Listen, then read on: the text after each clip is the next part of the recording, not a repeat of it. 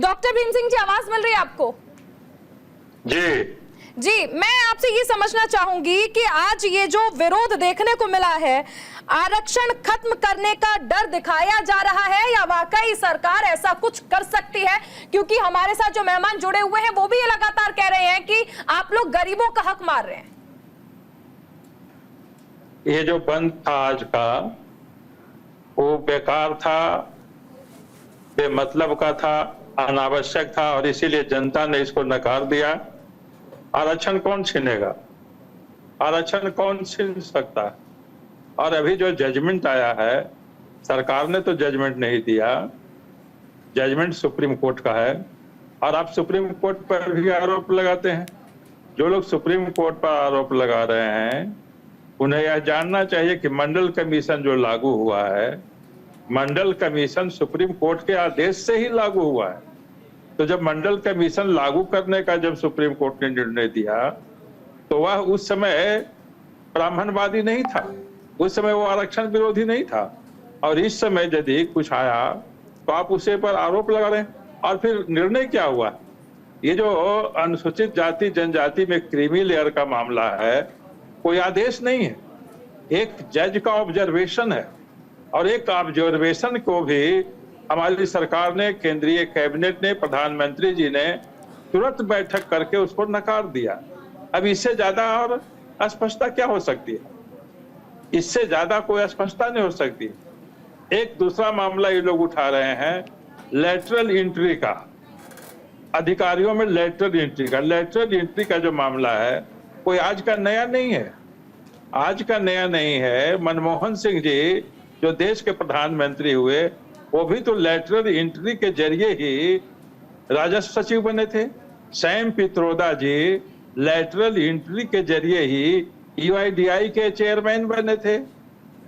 मोन्टेक्सी अहलुवालिया जी योजना आयोग के उपाध्यक्ष लेटरल एंट्री के ही माध्यम से बने थे।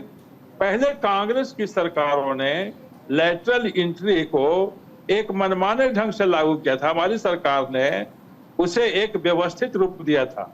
लेकिन कुछ कंफ्यूजन हुआ समाज में और विरोध देखने को मिला। हमारी सरकार ने जनतांत्रिक मूल्यों पर अमल करते हुए उस आदेश को वापस ले लिया है। अब रद्द करने का रिक्वेस्ट कर दिया गया है यूपीएससी को। तो ये दोनों मामले जिसको लेकर आज बंद किया गया वो तो खत्म हो चुका है। मैं एक चीज आपसे समझना चाहूंगी कि देखिए, पड़ोसी देश बांग्लादेश में हमने अभी यही स्थिति देखी थी।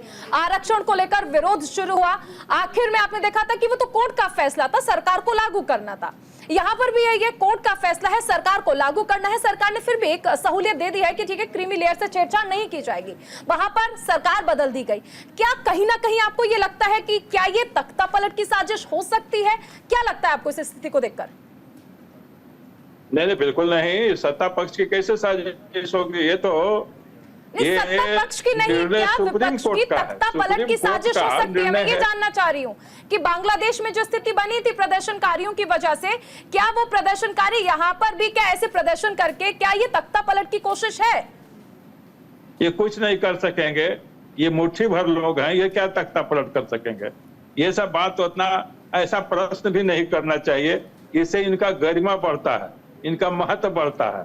बांग्लादेश का मामला दूसरा था, एक्सेसिव आरक्षण हो गया था, एक्सेसिव आरक्षण। और फिर वहां का मामला से यहाँ की कोई तुलना नहीं है। यहाँ लोकप्रिय सरकार है और उस सरकार आरक्षण की सबसे बड़े पक्षधर है। राष्ट्रीय पिछड़ा वर्ग आयोग को संवैधानिक दर्जा किसने दिया? नरेंद्र मोदी जी ने दिया है।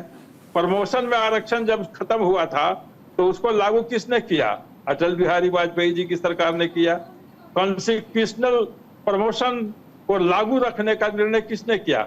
अटल बिहारी वाजपेयी जी की सरकार ने किया। अभी जब अनुसूचित जनजाति कानून पर जब कुठाराघात हुआ था, उसको डाइल्यूट किया गया, उसको पुनः सुदृढ़ किसने किया?